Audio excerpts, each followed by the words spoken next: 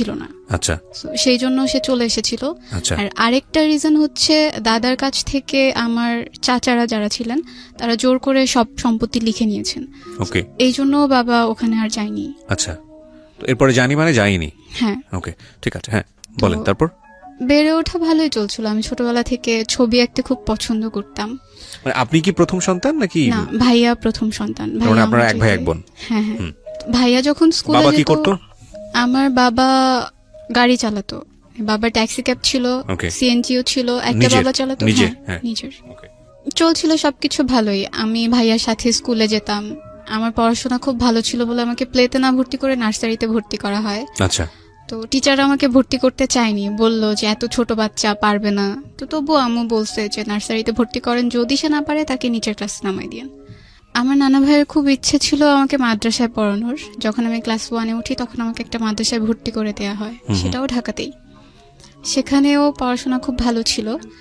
আমি ক্লাস 5 পর্যন্ত মাদ্রাসাতেই পড়ি। ক্লাস 5 পর্যন্ত সবকিছু ঠিক ছিল, কিন্তু আমার বাবা প্রায় সময় অসুস্থ থাকতেন, যে কারণে আমাদের ফিনান্সিয়াল সাপোর্ট দেওয়াটা তার জন্য খুব কঠিন হয়ে যেত। বাবা অসুস্থ থাকার কারণে পড়াশোনা কন্টিনিউ করতে করতেও মাঝে মধ্যে সমস্যা হতো।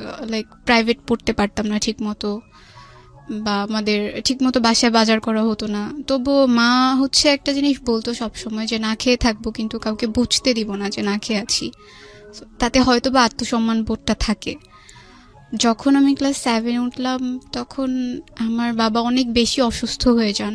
সে বেড রেস্টে ছিল, বিছানা থেকে উঠতে পারতো না।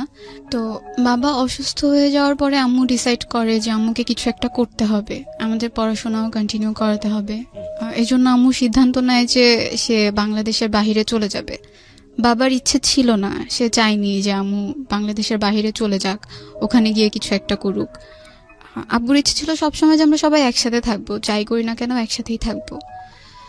এরপর আম্মু বাবার বিরুদ্ধে গিয়েই তার পাসপোর্ট করে, ভিসার জন্য অ্যাপ্লাই করে, আর একটা সময় হয়েও যায়। তো আমার নানা মারা যায় 2012-এ আগস্টে। তো তখন আম্মুর প্রায় যাওয়ার ডেট চলে আসছে। কোথায়, কোন দেশে? জর্ডানে। হ্যাঁ, তখন তুমি ক্লাস 7-এ পড়ো? হ্যাঁ, আমি তখন ক্লাস 7-এ পড়ি। 2012-এর সেপ্টেম্বরের 17 তারিখে আম্মু বাংলাদেশ থেকে চলে যায়। এটা তোমার বাবার একেবারে অনুমতি? কোনো ইচ্ছে ছিল না। কি পেশায় যায় উনি তখন? Home servant. Home servant. কত সালের কথা বলছো? 2012। এই বিষয়গুলো একটু খেয়াল রাখবেন। হ্যাঁ, তো যখন বাবা আম্মুকে যেতে দিতে চাইনি, তো আমরা যখন এখানে ছিলাম আম্মু তো ওখানে ছিল, মানে সে একটু খাপছাড়া ভাবে রয়ে গেছিল। সকালে কখন উঠছি, আমি স্কুলে যাচ্ছি কিনা, আমার পড়াশোনা ঠিক মতো হচ্ছে কিনা, এগুলো সে খুব একটা কেয়ার করতো না। সে যতটুকু সময় দিতে পারতো, কখনো আমাকে এসে জিজ্ঞেস করতো না যে তুমি খেয়েছো কিনা, পড়ছো কিনা। দেখা যেত আমি সকালবেলা স্কুলে যাচ্ছি, তো আগে যেমন আমি স্কুলে যাওয়ার সময় আম্মু আমাকে খাইয়ে দিত, আমি হাত দিয়ে খেতে পারতাম না। এখন আমাকে কেউ খাইয়ে দেওয়ার মতো নাই, বা আমাকে যে বলবে তুমি খেয়ে নাও এটা বলার মতো কেউ নাই। মানে ওই সময়টাতে যখন তোমার মা জর্ডানে চলে গেল। হ্যাঁ, আবার যখন আমি স্কুল থেকে আসতাম, স্কুল থেকে এসে যেদিন খালামুনি না আসতে পারতো আমাকে রান্না করতে হতো। এমন হতো যে রাতে আর সকালে দুটা রান্না করে রাখছি আমি রাতেই। ক্লাস 7-এ পড়া অবস্থায়? হ্যাঁ, তখন থেকেই। আচ্ছা, আমাদের রান্না করতে হতো। ভাইয়া মাঝে মাঝে হেল্প করতো। তোমার ভাইয়া তখন কি করতো? ও তো তোমার চেয়ে বয়সে বড়। ভাইয়া বয়সে বড় হলেও আমরা একই ক্লাসে পড়তাম। কেন? ভাইয়া পড়াশোনায় খুব একটা ভালো ছিল না, যার জন্য ওকে নিচের ক্লাসে নামায় দেওয়া হয়েছে। তোমার চেয়ে বয়সে কত বছরের বড় ছিল? 2 বছর। 2 বছর, ওকে। তো খারাপ লাগতো তখন, মনে হতো আম্মু থাকাটাই হয়তো বা অনেক বেশি ভালো ছিল, কারণ আম্মু থাকলে তো আমার কেয়ার করতো। বাবা কি তখনও বেড রেস্টে? না, তখন আব্বু টুকিটাকি কাজ করতে পারে, তবে খুব একটা না। আচ্ছা, মানে উনি শারীরিকভাবে অসুস্থ ছিলেন? হ্যাঁ, সব সময়ই নাকি সে অসুস্থ থাকতেন। তার প্রেশার যে কোনো সময় ফল করতো, তার ডায়াবেটিস ছিল। ওকে। আমি একদিন আমার যখন পরীক্ষা চলে আসে, আমার টিচার বাসায় কমপ্লেন করে যে ও ঠিক মতো ক্লাসে পড়া দিতে পারছে না। তো আমার গার্ডিয়ান হিসেবে বাবাকে ডাকায়। বাবা যখন যায়, বাবাকে বলে যে সে আগে খুব ভালো ছিল স্টুডেন্ট, এখন সে নিয়মিত ক্লাসে পড়া দিতে পারছে না। তো তখন বাবা আর কি টিচারকে বলে ওর আম্মু তো এখন নাই, হয়তো বা সে থাকলে ওকে অন্যভাবে পড়াতো।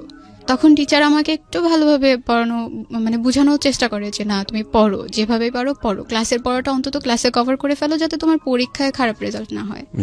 আমার নানু এসে কয়েকদিন ছিল আমাদের সাথে, আমাদের টেক কেয়ার করেছে আম্মু যাওয়ার পর। আমার যখন পরীক্ষা চলে আসে তখন তো আমার পক্ষে রান্না করা পসিবল ছিল না, তো আমার খালামুনিকে নিয়ে আসে। গ্রাম থেকে। আমার ছোট খালামণি তখনও বিয়ে হয়নি, সে আমাদের বাসায় এসে স্টে করে, সে পড়াশোনা করতো না, তো রান্না টান্না করতো, আমার সাথে স্কুলে যেত, আমাকে পরীক্ষা দিয়ে আবার নিয়ে আসতো, কোচিং এ যেতাম তখনও সে আমাকে দিয়ে আসতো। আমাদের তখন একটা রুমের বাসা ছিল আম্মু চলে যাওয়ার পরে। মানে তোমরা সবাই মিলে একটা রুমেই থাকতে? হ্যাঁ, একটা রুমের বাসা ছিল তখন, যেহেতু আম্মু চলে গেছে এখন 2 রুমের দরকার হয় না। ওকে। যখন খালামণি আসছে তখন আমার খুব আনইজি ফিল হতো, একটা বেড কিভাবে শেয়ার করবো আমরা সবাই। তো আমি আর খালামণি নিচে ঘুমাতাম, ভাই আর আব্বু উপরে থাকতো। তো আমার পরীক্ষা শেষ হওয়ার পরে বাবাই ডিসাইড করে যে এভাবে তো আসলে হচ্ছে না, ওদের পড়াশোনায়ও ক্ষতি হচ্ছে। তো আম্মু, বাবা, নানু সবাই মিলে সিদ্ধান্ত নেয় যে আমরা নানু বাড়িতে চলে যাব, ওখানেই থাকবো, ওখানেই পড়বো। তখন তোমরা ঢাকাতে? হ্যাঁ, তখন আমরা ঢাকাতে। 2013 আমি ভাইয়া দুজনেই গ্রামে চলে যাই নানু বাসায়। তো সেখানে স্কুলে ভর্তি হই। যাওয়ার পরেই না, নানুর বাড়ি কোথায় ছিল? নানু বাড়িটা শরীয়তপুরে ছিল। শরীয়তপুরে, ওকে। তো শরীয়তপুরে যাওয়ার পরে ওখানকার একটা স্কুলে ভর্তি হই। স্কুলে অনেক পরিচিত মানুষ ছিল, আশেপাশের যত কাজিনরা ছিল ওরাও পড়তো। তো ওখানে যাওয়ার পরে একটা একটা করে সবাই ছড়াতে থাকে, ওর মা তো বিদেশে থাকে। আমি এই ব্যাপারগুলো সবসময় হাইড করে আসতাম না, আমি কাউকে বলবো না যে আমার মা বাইরে থাকে। আমি কেন তোমার এই পারসেপশনটা কেন? না, আমার কাছে খারাপ লাগতো বলতে যে আমার মা আমার সাথে থাকেন না, সে বাইরে থাকেন, আমার কাছে খারাপ। মানে তোমার মা বিদেশে থাকেন, এই বিদেশে থাকা ব্যাপারটা খারাপ লাগতো, নাকি তোমার মা তোমার সঙ্গে থাকে না এটা খারাপ লাগতো? আমার সাথে থাকে না এটাই আমার কাছে বেশি খারাপ লাগতো। আর বিদেশে যে থাকে না এটা বলতে খারাপ লাগতো, কারণ বললে ভাববে কি যে ও কি যেন হয়েছে, এই জন্য মেবি বিদেশে থাকে। এটা তুমি জানলে কিভাবে? মানে এটা তুমি, তোমার তো বয়স অনেক অল্প, ক্লাস 7 এ পড়ো। আমি যখন নানু বাড়িতে গেলাম, তো যাওয়ার পরে বলতো আশেপাশের মানুষ, হ্যাঁ ওর মা বিদেশে থাকে, এই মেয়ে তো মানুষ হবে না, এই ছেলে তো মানুষ হবে না। তো আমার মনে হতো আমি যদি আমার কোনো ফ্রেন্ডের কাছে গিয়েও এই ব্যাপারটা শেয়ার করি, সবাই হয়তো এটাই বলবে, না ও তো একটু অন্যরকম, ওর মা তো থাকে না কাছে, ওকে কে কিভাবে কিছু শিখাবে। ওকে, তো তার মানে তুমি সারাউন্ডিং থেকে মোটামুটি বুঝতে পারছো যে তোমাদের এই বিষয়টাকে পরিবেশ ভালোভাবে দেখছে না। আচ্ছা, তো তারপর থেকেই তোমার কাছে বিষয়টা আনইজি লাগতো। হ্যাঁ, তোমার মা কি টাকা পয়সা পাঠাতো তখন? হ্যাঁ, পাঠাতো, প্রতি মাসে টাকা পয়সা। আমার স্যালারি তখন খুবই কম ছিল, জাস্ট কোনো রকম চলে যেত আমাদের। আচ্ছা, ঠিক আছে, হ্যাঁ বলো। তারপর আমরা যে নানু বাড়িতে থাকছি, এই ব্যাপারগুলো আমার মামা মামি এরা সবাই একটু অপছন্দ করতো। তারা চাইতো না আমরা এখানে থাকি, বারবার বলতো ঢাকাতে থাকলে কি সমস্যা হতো, এখানে কেন থাকছে। যেটা হতো যে নানু 1 মাসের জন্য ঢাকায় চলে আসছিল, তখন বাসায় আমি, ছোট খালামণি, আব্বু, ভাইয়া 4 জন ছিলাম। একদিন যখন আমি আসলাম স্কুল থেকে, তখন এসে আমি দেখলাম যে আমার বাবা আর আমার খালামণি আমাকে দেখে দুজন আলাদা হয়ে যায়। তো ব্যাপারটা দেখে আমার কাছে খুব আনইজি ফিল হয় যে কেন তারা এইভাবে কেন থাকবে। এই ব্যাপারগুলো আমি সহ আমার ভাইয়াও বেশ কয়েকবার নোটিস করে। তো ওর কাছে মেবি বিষয়গুলো খারাপ লাগছে। কোন ক্লাসে পড়ো তখন তুমি? আমি তখন ক্লাস 8 এ পড়ি, 2013 এ। তো এই বিষয়গুলো যে খারাপ লাগতো, এগুলো কি মানে কারোর সাথে তোমরা আলোচনা করতে যে এটা নিয়ে বাবাকে কিছু বলা উচিত, বা বাবাকে সরাসরি কিছু বলা উচিত? না, আমি বাবাকে যথেষ্ট ভয় পেতাম, বলতে পারতাম। তোমার ভাইয়ার সাথে তোমার সম্পর্ক কেমন ছিল? তখন পর্যন্ত ভালো ছিল। তো তোমরা দুজন মিলে কি ডিসকাস করতে যে এই বিষয়টা আমাদের ভালো লাগছে না, সুতরাং একটু বলা উচিত? আমি দেখলে আমি কখনো ওর কাছে বলতাম না। ওকে। আর ও দেখলে আমাকে কখনো বলতো না। এগুলো আসলে পরে জানা হয়েছে যে না, ও এগুলো নোটিস করছে। ঠিক আছে, বুঝতে পারছি, দুজনই সেপারেটলি আলাদা আলাদা ভাবে বিষয়গুলো নোটিস করছো। হ্যাঁ, তোমার মায়ের সাথে তোমাদের সম্পর্ক কথা হতো ওই সময়টাতে? রেগুলার ফোনে কথা হতো? তোমার আম্মুকে বলতা বিষয়গুলো যে আম্মু এরকম হচ্ছে? তখন পর্যন্ত আম্মুকে কিছু বলিনি। তো তোমাদের তো বলতে কেউ না করেনি, তোমরা বলনি কেন? ভয় লাগতো হয়তো বা এটা নিয়ে কোনো একটা ঝামেলা তৈরি হবে। ওকে। ভাইয়া রাগ করে বাসা থেকে চলে যায়, 7 মাসের জন্য চলে যায়। কি নিয়ে রাগ করে? এই ব্যাপারগুলো সে দেখতো, তার কাছে খুব খারাপ লাগতো। সে তো আমার চাইতে 2 বছরের বড়, একটু হলেও বুঝে আমার চাইতে। আচ্ছা। আমরা তাকে অনেক খুঁজেছি, পাইনি। না, তোমার ভাই যে 7 মাসের জন্য গেল, সে কি তার মার সঙ্গে যোগাযোগ করতো ওই সময়টাতে? না, কারোর সাথে যোগাযোগ করতো না সেই সময়টাতে। তো আম্মুকে যখন ভাইয়ার কথাটা বলা হয়, আম্মুকে প্রায় 1 মাসের মতো হাইড করা হয়। আম্মু যখন কল দিয়ে বলতো যে ভাইয়াকে দেওয়ার কথা, তো আমরা দিতে পারতাম না, কারণ ভাইয়া তো ছিল না। বলা হতো যে না, এখানে গেছে ওখানে গেছে, ও এখন না। This is the most complex story. Complex বলছে এই কারণে যে দুটো শিশুর বড় হয়ে ওঠার জন্য আমাদের যে ধরনের পরিবেশ দেওয়া দরকার পরিবারে, আমরা খাওয়া দিচ্ছি, লেখাপড়ার জন্য অর্থনৈতিকভাবে যে সাপোর্টটা দেওয়া দরকার সেটার জন্য পরিবার রেখে বিদেশ পর্যন্ত চলে যাচ্ছি, সবকিছু ঠিক আছে, কিন্তু মানসিকভাবে যে পরিবেশটা দেওয়া উচিত সেটা যদি আমরা না দেই, তাহলে সন্তানের বেড়ে ওঠা যে কত ভয়ানক রকমের বিপজ্জনক অবস্থায় যেতে পারে, সেটা হচ্ছে আজকের এই জীবন গল্প। একটা পরিবারের মধ্যে এই ধরনের ঘটনা, এটা অনেকেই হয়তো বা মনে করবেন এটা নাটক সিনেমাতেই ভালো লাগে শুনতে, কিন্তু বাস্তব জীবনে আসলে এগুলো শুনতে গেলেও কানে অনেক সময় তালা লেগে যায়। But this social taboo is a problem. এটা প্রবলেম বলেই এটা নিয়ে ডিসকাস হওয়া উচিত। কারণ আমি মনে করি যে এই যে ঘটনাটা আজকে এই মেয়েটাকে, কি যেন নাম বলছিলে তোমার? আরিফা 17.5 বছর বয়স, তাকে আজকে লাখ লাখ মানুষের সামনে প্রেজেন্ট করেছে। এবং আমি বিলিভ করি এরকম আরিফা সমাজে অনেক আছে, এবং এরকম আরিফার মতো পরিবার সমাজে অনেক আছে, যেটা একটা সন্তানের উপর ভয়ানক রকমের ইম্প্যাক্ট তৈরি করে। এবং আমি সবসময় এই জিনিসগুলোর বিপক্ষে, মানে বিপক্ষে ইন আ সেন্স যে আপনি যখন আপনার বেবিটাকে নিয়ে আসলেন দুনিয়াতে, তার মানে আপনি একটা রেসপন্সিবিলিটি নিয়ে এসছেন, এবং সেখানে কোনো কম্প্রোমাইজ নাই। আপনি যদি একটা মানুষের সুস্থ জীবন দিতেই না পারেন, পারিবারিকভাবে হোক অর্থনৈতিকভাবে হোক, তাহলে আপনি তাকে কেন নিয়ে আসলেন? প্রথম কথা হচ্ছে এটা। দ্বিতীয় কথা হচ্ছে, যদি আপনার সামর্থ্য না থাকে, আপনাকে চেষ্টা করতে হবে, প্রতি মুহূর্তে চেষ্টা করে যেতে হবে। ওই চেষ্টাটাই হলো আপনার প্রমাণ করা যে না, আপনি চেষ্টা করে যাচ্ছেন। কিন্তু আপনি চেষ্টা করলেন না, এমন কিছু করলেন যেটার জন্য একটা সন্তান ভয়ানক রকমভাবে মানসিকভাবে ক্ষতিগ্রস্ত হচ্ছে। এবং এই ক্ষতিগ্রস্ত ব্যাপারটা অর্থনৈতিকভাবে দেখা যায় না, কিন্তু একটা মানুষকে শেষ করে দিতে পারে। দেখুন, একটা বাচ্চা কিন্তু পরিবার থেকে বের হয়ে গেছে, এবং যে বাবা যে কাজটা করছে বা মা যে বিষয়টা করলো, এই বিষয়গুলো নিয়ে একটু ডিসকাস হওয়া উচিত ছিল যে প্রবলেমটা আসলে কোথায়। আমরা কি আমাদের প্রয়োজনটা ভুলে যাব? না, প্রয়োজনটা ভুলে যাব না, কিন্তু আমাদের প্রয়োজনটা যেন আরেকজনের জীবনে করতে হয়। মানে সব মিলে পরিবারের অবস্থাটাও তখন খুব একটা ভালো ছিল না। এরপর আমি জেএসসি পরীক্ষা যখন দিব, রেজিস্ট্রেশন করা শেষ, সেই মুহূর্তে একদিন রাতে প্রায় 12টার পর আমাদের কাছে একটা কল আসে। তো নানুর ফোনে কলটা আসে। কল আসার পর নানু রিসিভ করে দেখে যে ভাইয়া কথা বলতেছে। ওকে, মানে ওর ভয়েসটা তো চিনতো। তো কথা বলার পর নানু হুট করে ভয় পেয়ে আমার কাছে কল দিয়ে দিছে, যে এতদিন পরে সে কোত্থেকে কল দিল, কিভাবে আসলো। তো ভাইয়া আমার সাথে কথা বলতেছে, মানে তার বিহেভটা পুরো চেঞ্জ হয়ে গেছে। লাইক আগে সবাই ওকে খুব ভদ্র বলতো, আমি খুব বদমেজাজি ছিলাম, এজন্য আমাকে কেউ খুব একটা পছন্দ করতো না, বাট ভাইয়াকে সবাই অনেক বেশি ভালোবাসতো। তো এখন ওর সাথে যখন আমি ফোনে কথা বলতেছিলাম, আমার কাছে মনে হচ্ছে সবকিছু কেমন যেন চেঞ্জ, ওর কথাবার্তা, আচরণ। আর সে আমাকে তখন একটা কথা বলছিল যে আমি এখন সিগারেট খাচ্ছি। এই হ্যাবিটটা তার কখনোই ছিল না। এটা বলার পরে আমি ফোনটা কেটে দিছি ভয়ে, যে এটাকে আসলে আমার ভাই, সে তো আমার সাথে এই ধরনের কথা কখনো বলে নাই। ভয় পেয়ে কেটে দেওয়ার পরে নানু আমাকে জিজ্ঞেস করলো কি হয়েছে। তো আমি বললাম যে ও আমাকে বলতেছে ও সিগারেট খাচ্ছে। এটা বলার পরে সে আবার কল দিয়ে কথা বলে। তো নানু তখন জিজ্ঞেস করে আব্বুর কাছে কল দিচ্ছে কিনা, বা আম্মুর সাথে কথা হয়েছে কিনা। তো তখন ও বললো যে আম্মুর তো নাম্বার নাই আমার কাছে, বাট আব্বুর সাথে কথা হয়েছে। আব্বু বলছে যে কালকে আব্বুর ওখানে যেতে, আমি কালকে ওখানে যাব। তো ও আসলো। কয়েকদিন সে ঢাকাতে ছিল, আমার মেজো খালামণির ওখানে ছিল। তারপর তাকে শরীয়তপুরে নিয়ে আসা হয়। তখনও সবকিছু ভালোই চলছে। আমার কিন্তু তোমরা জিজ্ঞেস করলে না তুমি কোথায় ছিলা এতদিন যাবত, কি কেন সিগারেট খেয়েছো, কি প্রবলেম, কি হচ্ছে? সে বলতো যে তার কাছে ভালো লাগেনি, তার পড়াশোনা ভালো লাগতো না, এই জন্য সে চলে গিয়েছিল।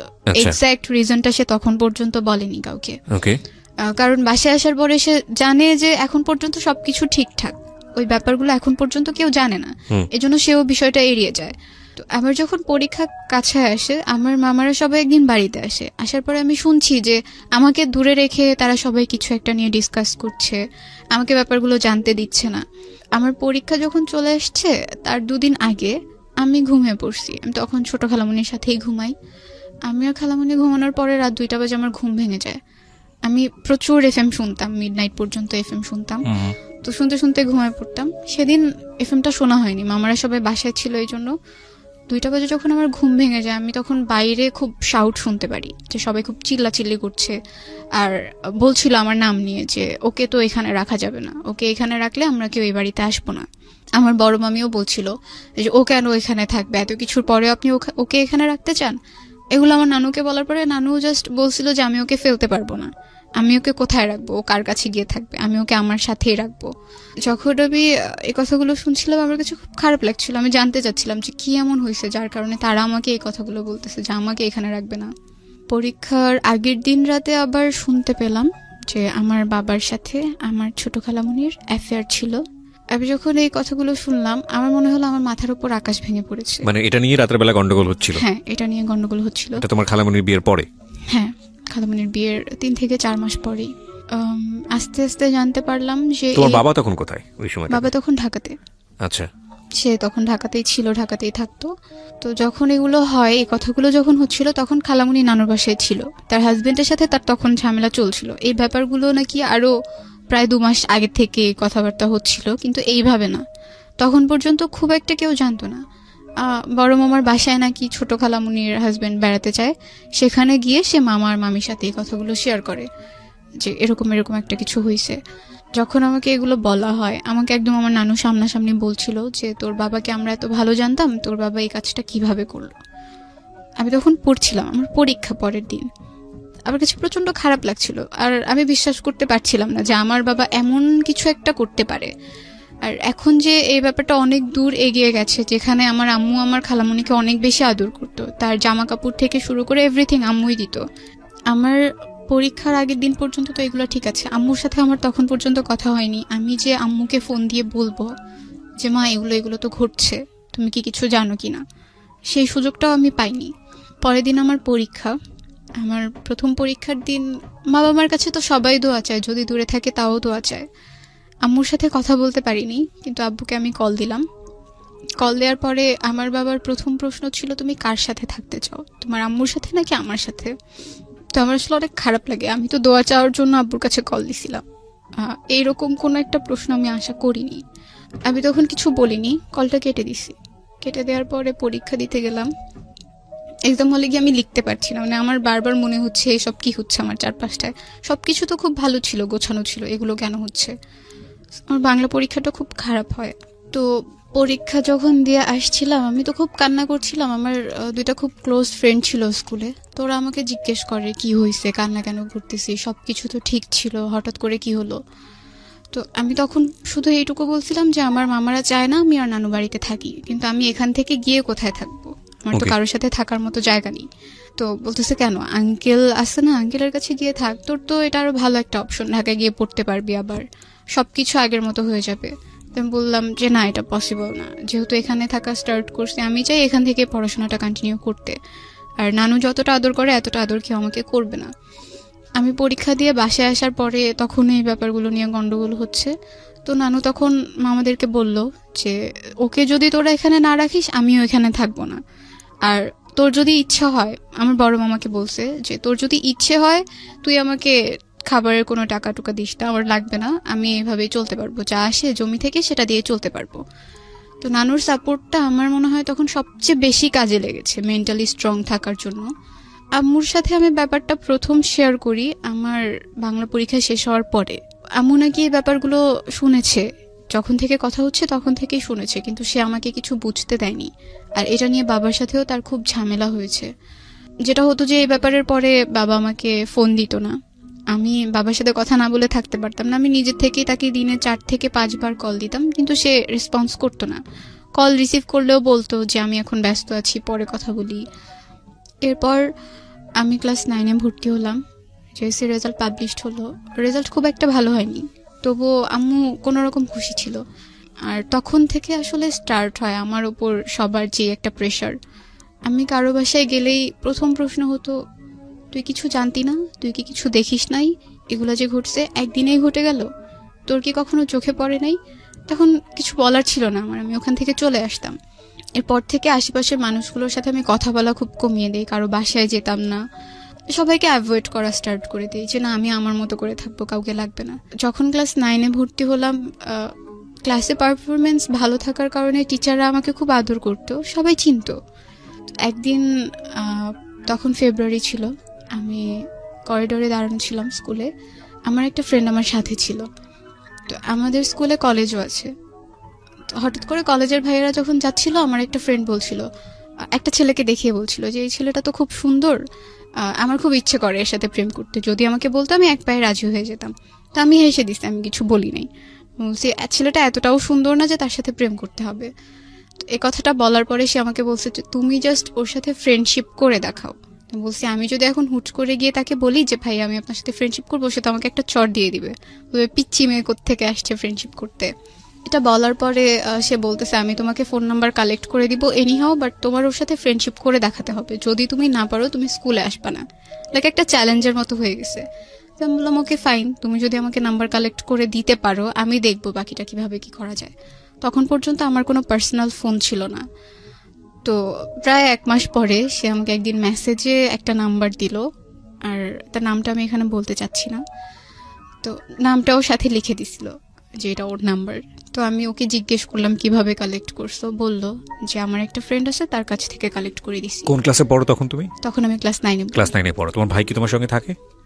না, ভাইয়া তখন ঢাকাতে থাকতো, ঢাকাতে আব্বুর সাথে। বাবার সঙ্গে থাকতো? হ্যাঁ। তুমি থাকতো তোমার নানুর সঙ্গে? হ্যাঁ। আচ্ছা। তো আমি সেদিন রাতেই একটা মেসেজ দিই। মেসেজ দেওয়ার পরে হ্যাঁ, ছেলেটাকে মেসেজ দিই। ছেলেটা কি তোমাদের স্কুলের কলেজ সেকশনে পড়তো? হ্যাঁ হ্যাঁ। ওকে। সে তখন ইন্টারমিডিয়েট ফার্স্ট ইয়ারে পড়তো। তুমি তখন ক্লাস 9-এ? হ্যাঁ। তো মেসেজ দেওয়ার পরে সে রিপ্লাই দেয়, সাথে সাথেই রিপ্লাই দেয়, জিজ্ঞেস করে কে। তো আমি আমার পরিচয়টা গোপন রেখেই তার সাথে কথা বলছিলাম। জি। আমি যখন তাকে মেসেজ দিছি তখন আমি আমার ফ্রেন্ডকে বললাম যে আমি তো তাকে মেসেজ দিছি, সে রিপ্লাই দিছে। তার আগে তুমি আমাকে একটু বলো, সেটা হচ্ছে যে আমি এখান থেকে আবার শুনবো তোমার কাছে, কিন্তু এটা নিয়ে তোমার বাবার সঙ্গে তোমার যোগাযোগ হতো, তোমার বাবা বিষয়টাকে ডিনাই করতো, মানে তোমার সঙ্গে কথা বলতে চাইতো না। বিষয়টা এরকম ছিল যে বাবা তোমাকে যে প্রশ্নটা করেছিল যে তুমি কার সঙ্গে থাকবা, বাবার সঙ্গে থাকবা নাকি ওখানে থাকবা, সেটার সিদ্ধান্ত আসলে এসে পায়নি, বা তুমি বাবার সঙ্গে থাকছো না এই কারণে বাবা তোমার উপর রাগ করেছিল, বিষয়টা কিরকম? না, বিষয়টা এমন না। বাবা আসলে চাইতোই না, সে আমাদেরকে দূরে সরাতে চাচ্ছিল আস্তে আস্তে। সে চাচ্ছিল তার মতো করে আলাদা থাকতে। আচ্ছা। আর আম্মুও চাইতো না যে আমি বাবার সাথে কথা বলি, বাবার সাথে সম্পর্ক রাখি। আর ভাইয়া থাকতো, ওর তো ঢাকায় থেকে আবার পড়াশোনা করা স্টার্ট করে দিছে, ওর ওখানে থাকার মতো খুব একটা জায়গা ছিল না। তো এই জন্য ও বাবার সাথে থেকেই পড়াশোনাটা করতো। তুমি এই ঘটনা ঘটার পরে মার সঙ্গে কি এই বিষয়গুলো নিয়ে কথাবার্তা হলো? মা কি তোমাকে কিছু জিজ্ঞেস করেছিল এই বিষয়গুলো নিয়ে? আম্মু আমাকে কিছু জিজ্ঞেস করেনি। আমি যখন পরীক্ষা দিয়ে আসার পর আম্মুর সাথে কথা বললাম, আমার খুব মন খারাপ ছিল। পরীক্ষা তো ভালো হয়নি, তার উপর বাসায় এত কথা হচ্ছে। তো আম্মুকে আমি বললাম যে মা, আমার পরীক্ষা ভালো হয়নি। জিজ্ঞেস করলো কেন? আমি বললাম বাসায় এরকম এরকম কথা হচ্ছে, তারা আমাকে এখানে রাখতে চাচ্ছে না, কারণটাও বললাম। তো বলতেছে আচ্ছা ঠিক আছে, তুমি কয়েকদিন থাকো, পরীক্ষাটা দাও, তারপর দেখা যাবে কি হয়। তো ওই ছেলেটাকে আমি যখন মেসেজ দিই তখন আমি আমার ফ্রেন্ডকে সাথে সাথে ইনফর্ম করলাম যে আমি তো ওকে মেসেজ দিছি। আমার ফ্রেন্ড যার কাছ থেকে ফোন নাম্বারটা এনে দিছে তাকে সাথে সাথে বলে দিছে যে তাকে তো মেসেজ দিছে, সে তো রিপ্লাই দিছে। এটা বলার পরে সেই ছেলেটা আবার এই ছেলেটাকে নক করে মেসেজে যে তুমি কার সাথে কথা বলতেছো মেসেজে, আমি কিন্তু জানি। তো তখন আর কি তাকে জিজ্ঞেস করে নাম বলো, কার সাথে কথা বলতেছি, কে আমাকে মেসেজ করছে, তার অ্যাড্রেস দাও। তো আমি একটা মিথ্যা অ্যাড্রেস দিয়েই তো পরিচয়টা স্টার্ট করি। সে সেই অ্যাড্রেসটাই বলে, সেও জানতো না আসলে আমি কে। তো আমার হচ্ছে জাস্ট ফ্রেন্ডশিপ করাটা একটা ইস্যু ছিল, আর কিছু ছিল না। আমি ফ্রেন্ডশিপ করার পর তার সাথে কথা বলা বন্ধ করে দিব, এরকম কিছু একটা প্ল্যান ছিল। তোমাদের যে ঘটনা, ফ্রেন্ডশিপের জায়গা থেকে আমি আবারও ফিরি, কিন্তু তার আগে আমাকে একটু বলো, তোমাদের বাবার সাথে মার যে দূরত্ব বা সেপারেট হয়ে যাওয়ার যে ব্যাপারটা, সেখানে যেই ব্যক্তিটি মানে তোমার আন্টি, তো সেখানে ওনার যে 3 মাস পরে যে প্রবলেমটা হলো বিয়ের পরে, ওনার অবস্থা কি দাঁড়ালো ওই ঘটনার পরে? উনি তখন নানুর বাসাতেই থাকতো, আমাদের সাথেই থাকতো, কিন্তু আমি খালামুনির সাথে কথা বলতাম না। কথা বলতে না তুমি? উনি ওই বাসাতে থাকতো কেন? ওনার শ্বশুর বাড়ি কি সমস্যা হচ্ছিল ওখানে? তো তখন ডিভোর্স হয়ে গেছে। ও, ডিভোর্স হয়ে যায় তখন এই ঘটনার প্রেক্ষাপটে? ডিভোর্স হয়ে যায়। এই জায়গাটায় ছোট্ট একটা বিরতি দিতে চাই। It's a very complex story অবশ্যই, এবং যতটুকু স্কুলে পড়াশোনা করে আসছে আর খুব ভালো ফ্রেন্ড। এটা জানার পরে সে আমার কাজিনকে জিজ্ঞেস করে এই নামের কি তোদের ওখানে কোনো মেয়ে আছে? বললো হ্যাঁ আছে। তো সে যেটা করে, আমার নানু বাসার কাছে এসে আমাকে একটা মেসেজ দেয় যে আপনি একটু বের হন। আমার নানু বাসার কাছেই নদী ছিল, আমাকে বললো নদীর ওখানে যেতে। আমি আমার একটা মামাতো বোনকে নিয়ে ওখানে যাই। আমার ওই বোনটার সাথে আমি সবকিছু শেয়ার করতাম। তো ওকে নিয়ে ওখানে যাওয়ার পরে আমি ভাবছি মেবি সামনের দিকে একটা রাস্তা আছে, সেখান দিয়ে আসবে। তারা যে অলরেডি এসে পড়ছে এটা আমি জানতাম না। আমি দাঁড়ায় ছিলাম, সে আমার পেছনে দাঁড়ায় আমাকে ফোনে কল দিছে। তখন পর্যন্ত নানুর ফোনটা আমি ইউজ করি। তো ফোনে কল দেওয়ার পরে আমি কলটা কেটে সামনের দিকে তাকায় আছি, হ্যাঁ আসবে তো, ওই দিক থেকে আসবে। তো সে যখন আমাকে ডাক দিল পেছন থেকে, আমি ঘুরে দেখি সে, আমি অবাক হয়ে গেছি। পরে ওখান থেকে চলে আসি, তার সাথে তখনও কোনো কথা বলিনি। চলে আসার পরে অনেকবার মেসেজ দিল আরেকবার চাওয়ার জন্য। তো আসলে আমি ভয় পেতাম খুব, আমার যে চাচাতো মামারা ছিল সে যদি দেখে ফেলে বা কেউ যদি দেখে, এটা নিয়ে কিছু একটা হয়ে যাবে। এমনিতেই তো বাসায় এত ঝামেলা আমাকে নিয়ে, আমাকে তারা এখানে রাখতে চাচ্ছে না। আমি ভয় পেয়ে ওখান থেকে চলে আসার পরে নানু আসলে আমাকে খাবার জন্য রাখছিল অনেকক্ষণ যাবত, আমি আসছিলাম না, আমি ওখানে দাঁড়িয়েছিলাম। পরে চলে এসে খেতে বসছি, সে তো ননস্টপলি আমাকে মেসেজ দিয়েই যাচ্ছে আরেকবার যাওয়ার জন্য। আমি আর যাইনি। তো সেদিন রাতে কথা হলো, আমি অনেক রাত পর্যন্ত এফএম শুনতাম, সেদিনও শুনছিলাম। সে তখন থেকে আর কি খুব কেয়ার করা স্টার্ট করলো, লাইক এত রাত পর্যন্ত এফএম শোনা ভালো না, ঘুমিয়ে পড়েন, পরদিন আপনাকে ক্লাসে যেতে হবে, গিয়ে ক্লাসের মধ্যে ঘুমাবেন, টিচার তো বকা দিবে। হুম। এরপর 2 মাসের মতো ভালোই চলছিল। হঠাৎ করে সে যেটা করা স্টার্ট করে, আমি যদি তাকে মেসেজ না দেই হুম। বা আমি যদি তার সাথে কথা না বলি, কোনো অকেশনে যদি আমি তাকে উইশ না করি, সে খুব রেগে যায়। আচ্ছা। তখন 14 এপ্রিল চলে আসছে, পহেলা বৈশাখ। আমি পহেলা বৈশাখে তাকে মেসেজ করিনি, আমার মনে ছিল না। হুম হুম হুম। তো পরদিন সকালবেলা আমি উইশ করার পরে সে খুব রাউড বিহেভ করা স্টার্ট করলো যে কেন তাকে আমি উইশ করি নাই, আমি মেবি তাকে পছন্দ করছি না, সে যে আমার সাথে কথা বলে এটা এখন আমার কাছে বিরক্তিকর কারণ হয়ে দাঁড়াচ্ছে। আমি বললাম না, এমন কিছু তো না, আমি জাস্ট এমনিতে ভুলে গেছিলাম, এই জন্য আর উইশ করা হয়নি। সেটা নিয়ে সে অনেক রাগ দেখে আমার সাথে কথা বলা অফ করে দেয়। সো আমি ব্যাপারটা মেনে নিই, আচ্ছা ঠিক আছে, কথা না বলতেছে, আমার তো এমন আহামরি কিছু না যে তার সাথে আমার কথা বলতেই হবে। হুম হুম হুম। এবার যেটা সে করা স্টার্ট করলো, আমি যখন স্কুলে যেতাম, তার যত মেয়ে ফ্রেন্ড ছিল ক্লাসে, আমার সামনে এনে তাদের দিয়ে খুব কথা বলতো। লাইক আমরাও দাঁড়ায় আছি, তারাও দাঁড়ায় আছে, আমাদের সামনে খুব কথা বলতেছে, হাসাহাসি করতেছে। বা আমি যদি আমার অফ পিরিয়ড যখন থাকতো, তখন বাইরে যখন দাঁড়ায় থাকতাম, সে আমার সামনে দিয়ে যেত, তার কোনো একটা মেয়ে ফ্রেন্ডের হাত ধরে যেত। মানে সামহাউ এটা বুঝতে পারছেন যে আপনাকে নোটিস করছে কোনো না কোনো ভাবে। হ্যাঁ, নোটিস Okay. করছে, আর সে চাচ্ছে আমি একটু জেলাস ফিল করি। ওকে। কিন্তু আমি এমনটা করিনি, আমার কাছে খারাপ লাগতো না। হুম। আমি যেটা করা স্টার্ট করলাম যে আমার ক্লাসে যত ছেলে ফ্রেন্ড ছিল তাদের সাথে আমি খুব একটা কখনোই কথা বলতাম না, বাট তখন থেকে কথা বলা স্টার্ট করলাম। তার ইন্টারমিডিয়েট ফার্স্ট ইয়ার ফাইনাল পরীক্ষা যখন চলে আসে, হুম। আমি যেই সিমটা, আমার একটা সিম ছিল, নানুর ফোন থেকে মেসেজ দিলে তো জেনে যাবে, বা কোনোভাবে যদি নানু জেনে যায় এই ভয়টাও পেতাম, এজন্য একটা সিম কার্ড নিয়েছিলাম। হুম সেই সিম কার্ডটা আমি অফ করে দিই যখন সে আমার সাথে কথা বলা বন্ধ করে দেয়। হুম হুম। এনিহাও সে আমার নানুর নাম্বারটা কালেক্ট করে, আমার নানুর ফোনে সে একটাই মেসেজ দেয়, জাস্ট আমাকে বলে ওই সিমটা ওপেন করতে। হুম হুম। তো আমি ভাবলাম এতদিন পর মেসেজ দিল, ওকে সিমটা ওপেন করে দেখি। হুম হুম। সিমটা ওপেন করার পর 200টা মেসেজ আসে, অনেক সরি লেখা, অনেক কিছু লেখা। হুম। তো আমি তখনও রিপ্লাই দেইনি। আচ্ছা। আমাদের গ্রুপ ক্লাসগুলো যে হতো, সেগুলো তাদের কলেজ সেকশনেই হতো। হুম। তাদের ক্লাসগুলো শেষ হয়ে যাওয়ার পর আমরা ওখানে গিয়ে গ্রুপ ক্লাস করতাম। তো সেদিন তাদের প্র্যাকটিক্যাল পরীক্ষা ছিল কৃষি শিক্ষার, তারা ওখানে পরীক্ষা দিচ্ছে। আমরা যে রুমে গিয়ে ক্লাস করছি সেই রুমের বাইরেই ব্যালকনিতে তারা বসে পরীক্ষা দিচ্ছে টিচারের কাছে। হুম। তো তার পরীক্ষা শেষ হওয়ার পরে সে একদম এমন একটা জায়গায় গিয়ে দাঁড়ালো যেখান থেকে ক্লাসের বাইরে থাকলেও আমাকে দেখা যায়। হুম। আমার কাছে খারাপ লাগছিল যে কেন আমাকে এভাবে দেখছে, কেন এভাবে নোটিস করছে। আমি ওখান থেকে সরে সামনে গিয়ে বসি। তো সেদিন ক্লাসটা কন্টিনিউ করার পরে আমি আমার ফ্রেন্ডগুলোর সাথে ডিসকাস করলাম যে সে তো আমাকে এতবার সরি বলেছে, তো আমি কি তাকে রিপ্লাই দিব কিনা। তো বলতেছে আচ্ছা দাও, বাসায় গিয়ে কথা বলো, গিয়ে দেখো কি বলতে চায়। তো আমি বাসায় গিয়ে তাকে মেসেজ দেই, দেওয়ার পরে আবার সবকিছু নর্মাল হয়। সে অনেকবার সরি বলার পরে আবার কথা বলা স্টার্ট করি। আমাদের ফোনে খুব কম কথা হতো, হয়তো 2 সপ্তাহে একবার ফোনে কথা হতো, বেশিরভাগ সময়টা মেসেজে কথা বলতাম। 2-3 দিন যাওয়ার পরে আমি একদিন বলি যে আমার প্রচন্ড মাথা ব্যথা করতেছে, এখন মেসেজ করতে পারবো না, আমার খারাপ লাগতেছে। সে তখন আমাকে একটা মেসেজ পাঠায় যে বাসা তো খুব কাছে, আমি কি আসবো, দেখে যাবো। বলছি না, আপনার আসার দরকার নেই, আপনি কেন আসবেন। তো সে বলতেছে ওকে ফাইন, আমি মেসেজ করতেছি, যদি খারাপ লাগে তখন বলবেন যে হ্যাঁ খারাপ লাগতেছে। আর এর মাঝখানে সে আরেকটা টেক্সট করে যে আমি আপনার মাথায় হাত বুলাই দিয়ে আপনি ঘুমায় যান। তো ব্যাপারটা একটু আমার কাছে অন্যরকম লাগে, হঠাৎ করে এই কথাটা সে আমাকে কেন বলবে। দেন আমি আবার পরের দিন স্কুলে গেলাম, স্কুলে গিয়ে ফ্রেন্ডদের সাথে এই ব্যাপারগুলো শেয়ার করলাম, সে তো এগুলো বলতেছে। তো ওরা এমন একটা ভাব নিয়ে আমাকে একটা কথা বললো, এই ছেলে তোমাকে প্রপোজ করবে, জীবনেও না, এটা তো জাস্ট সে এমনিই বলে ফেলছে কথার প্রসঙ্গে। আমি বললাম আচ্ছা আমি কি দেখতে এতটাই খারাপ, এতটাই কুৎসিত যে আমাকে সে প্রপোজ করতে পারবে না। বাসায় চলে আসি, আবারও তার সাথে কথা বলা স্টার্ট করি। তো একদিন হুট করে সে আমাকে রাতে প্রপোজ করে বসে। তো করার পরে আমি সেদিন তাকে বললাম, এসএমএস এর মাধ্যমেই করে নাকি? হ্যাঁ মেসেজই করে। হ্যাঁ। আচ্ছা। তো সে যখন প্রপোজ করে আমি তাকে না করে দিই, রিফিউজ করে দিই। করার পরে সে বললো ওকে ফাইন, তুমি যদি সময় নিতে চাও সময় নিতে পারো, আমার কোনো প্রবলেম নেই, আর আমি জোর করছি না, আমার জোর করার দরকারও হবে না। তখন থেকে সে যেটা করলো, কলেজে আসা কমিয়ে দিল। সে চেষ্টা করছিল ট্রান্সফার হওয়ার অন্য কোনো কলেজে, সেটার জন্য অ্যাপ্লাই করেছে। তো আমার সাথেও তার খুব কম দেখা হতো। একদিন আমি একটা বিয়ের অনুষ্ঠানে গিয়েছিলাম, সো আমি একটা ব্ল্যাক কালারের ড্রেস পরা ছিলাম। তো সেদিন যখন আমি আসছি তার সাথে আমার রাস্তায় দেখা হয়। সেও একটা ব্ল্যাক কালারের ড্রেস পরা ছিল। তো দিন বাসায় আসার পরে মানে বলতেছে হ্যাঁ আজকে তো ম্যাচিং হয়ে গেছে ড্রেসেও।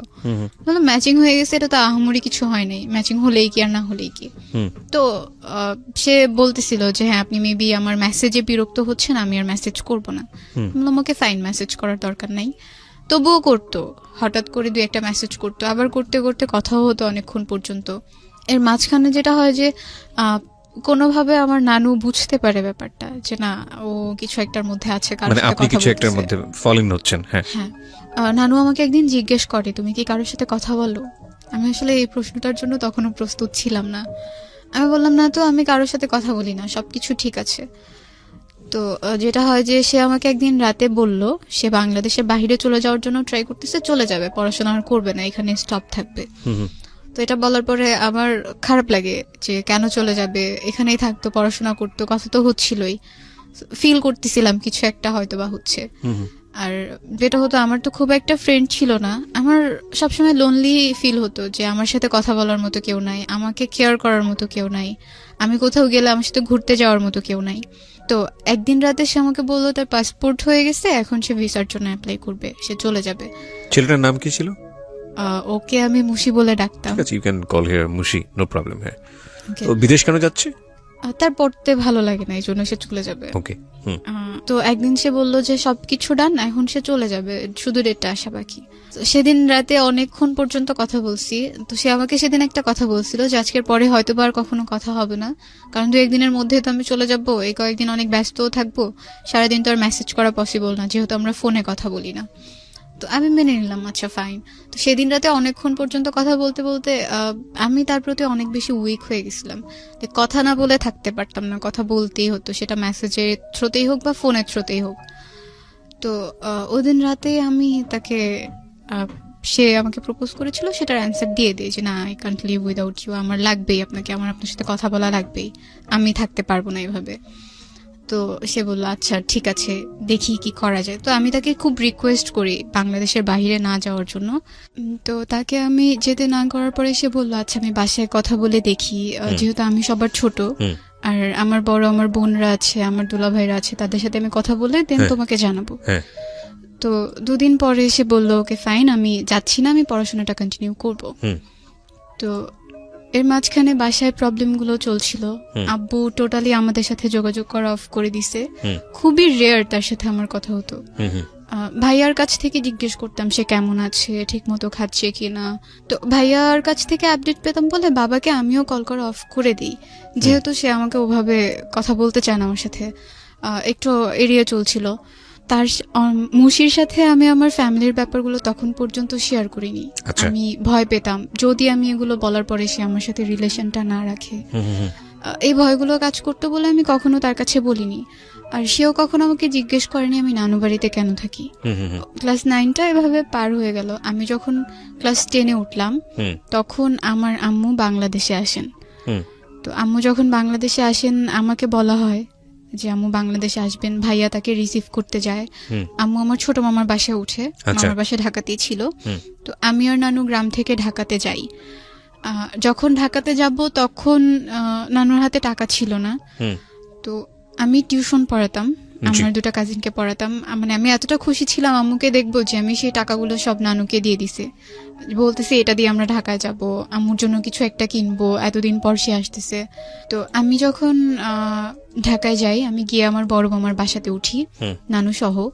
আম্মু আসে ভাইয়ার সাথে। আম্মু যখন আসে সে আমাকে ওভাবে না খেয়াল করেনি, মানে সে চিনতে পারতেছিল না। সে ভাবতেছিল কত বছর পরে আসলো বলো তো? আম্মু প্রায় 2.5 বছর। 2.5 বছর পরে। আচ্ছা। তো আমি অনেক রোগা হয়ে গেছিলাম, খুব কালো হয়ে গেছিলাম। সে ওভাবে আমাকে বুঝতেই পারেনি যে এটাই আমি হব। সে একটু অবাক হয়ে গেছে আমাকে দেখে। তো এটা বলার পরে আমি হেসে দিছি। তো আম্মু আমাকে জড়ায় ধরলো, হাকটাক করলো। যেদিন প্রথম 2 বছর থেকে 2.5 বছর পর আমি আম্মুর সাথে শুলাম রাতে, অনেক গল্প করলাম এতদিন কি হয়েছে। আম্মুর সাথে অনেক গল্প করার পরে পরের দিন আমরা শপিং করতে যাই মামি সহ। সেখান থেকে আমরা শপিং টপিং করে বাসায় আসি। তো আর কি সব ধরনের কথাই তখন পর্যন্ত বাসায় হয়। খালামুনির সাথে বাবার ওই অ্যাফেয়ারটার কথাও তখন হচ্ছিল। তো আম্মুকে মামা অনেক দোষারোপ করছিল আম্মু বলতেছিল আসলে আমার কিছু করার নেই, এটা আমার ভাগ্যে ছিল, এই জন্য হয়ে গেছে, এখন আমি কি করতে পারি। বাট আমি চাই আমি আমার ছেলে মেয়ে নিয়ে সবসময় একসাথে থাকবো, সুখে থাকবো। আচ্ছা, আর আমি কোনো বিয়েও করব না। এই ডিসিশনটা আম্মু তখনই নেয়। আর তখন থেকে আমি ঠিক করি যে জীবনে যাই করি না কেন, যত বড়ই হই না কেন, আম্মুর জন্য করব প্রত্যেকটা জিনিস। আর তার জন্য হলেও আমাকে এমন একটা লেভেলে গিয়ে দাঁড়াতে হবে, স্ট্যাবলিশ হতেই হবে, যাতে মানুষ আমাকে কোনো কিছু না বলতে পারে বা আমার মাকে কোনো কিছু না বলতে পারে। যখন ক্লাস 10 উঠলাম তখন আম্মু আমার সাথে গ্রামে চলে আসে নানুর বাসায়। নানুর বাসায় তো তখন আমি আর নানুই থাকতাম, কারণ আমার ছোট খালামণির তখন আরেকটা বিয়ে হয়ে গেছে। তো খালামণির বিয়ে হয়ে যাওয়ার পর খালামণি শ্বশুর বাড়িতে থাকে, আমি নানু আম্মু একসাথে থাকতাম। আস্তে আস্তে অনেক মাস থাকার পরে আম্মু ডিসাইড করে আম্মু আর যাবে না জর্ডান, সে অন্য কোথাও যাওয়ার ট্রাই করবে। ভাইয়াও ছিল, ভাইয়াও থাকতো আমাদের সাথে, সে ঢাকাতে পড়তো, তখন আসতো। ভাইয়ের সাথে না আমার খুব ঝগড়া হতে লাগলো, তখন ও আমাকে সহ্য করতে পারতো না, আম্মু আমাকে প্রচন্ড আদর করতো এই জন্য। আচ্ছা, তো ওর সাথে জেলাসি করার কারণে ঝগড়াটাও অনেক বেশি হতো, তো সম্পর্কটাও আস্তে আস্তে খারাপ হতে থাকে। আমি ওর সাথে খুব একটা কথা বলতাম না, কারণ কথা বলতে গেলেই সে রেগে যায়, আমার সাথে ঝগড়া করে। এরপর সাথেও আমার কন্টিনিউয়াসলি কথা হচ্ছে। কথা বলার প্রসঙ্গে আমি একদিন ওকে বলি যে আমার আম্মু তো আগে বাংলাদেশের বাইরে থাকতো, আম্মু এখন বাংলাদেশে এসেছে। তো বলছে আচ্ছা ঠিক আছে। এরপরে একদিন আম্মুকে দেখতে চাইলো, ওদের পড়া না রেখে এফএম কেন শুনছো? তো আমি বললাম যে তুমি একটু শোনো, তোমার ভালো লাগবে। তো সেই সময়টা থেকে আমি আর আম্মু মিডনাইটে যেই শোগুলো হতো বা রাতে যেই শোগুলো হতো সেগুলো একটা ইয়ারফোন ভাগ করে শুনতাম। শুনতো, আমিও শুনতাম। আম্মুর এটা একটা নেশার মতো হয়ে যায়, সে প্রতিদিন শুনতো, আমাকে শুনতে নিত না। আমি যখন শুনতে যেতাম তখন বলতো যাও গিয়ে পড়তে বসো, তোমার শোনা লাগবে না, তুমি বাচ্চা মানুষ, সেগুলো শুনে কি করবা। আমি পড়তে বসতাম, আবার লুকিয়ে লুকিয়ে নানুর ফোন থেকেও শুনতাম। আম্মু একটা কাজ করলো, আমাকে নানুর ফোন ধরতে একদম নিষেধ করে দিল। মানে সে চাচ্ছিল আমিও একটু এইসব সম্পর্ক থেকে দূরে থাকি, পড়াশোনায় ইনভলভ হয়ে যাই।